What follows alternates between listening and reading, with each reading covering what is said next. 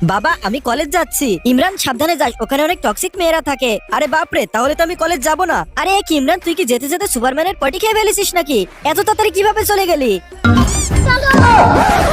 ইমরানের আব্বা টেবিলের উপর খাবার রেখে দিয়েছি, তাড়াতাড়ি খেয়ে নিও। বাবা খাবে না, তোমার সুপারস্টার ছেলে খাবে। মা মনে হচ্ছে মা আসছে, লুকিয়ে পড়ে। ইমরান এই ইমরানের পাশে সবসময় রুমটা নোংরা করে রাখে, হাতের কাছে পাইলেও চামড়া তুলে ফেলতাম। বাপরে বেঁচে গেছি, আম্মু তো আজকে অনেক রেগে আছে।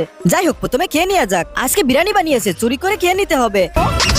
ওকে শোনো, খাবার রেখে দিয়েছি, ইমরান আজকে বাসা নেই, চলো দুইজন রোমান্টিক হোম ডেট করি। সরি আম্মু, আমি থাকতে তোমরা দুজন একলা খেতে পারবা না। আরে বেবি, আজ তো খাবার থেকে এত সুন্দর সুগন্ধ আসছে, আজকে লাভ অ্যানিভার্সারি নাকি? ওকে শোনো, আমি তো এখানে দুইটা প্লেট রাখছিলাম, কিন্তু এখানে একটা প্লেট কেন? মনে হচ্ছে বাসায় ভূত আছে। আরে বাবাকে তো এখানে কিছু রাখতে দেখছিলাম। আরে এটা তো টাকলু গান্ধীজির নোট। আরে আমার তো লটারি লেগে গেল।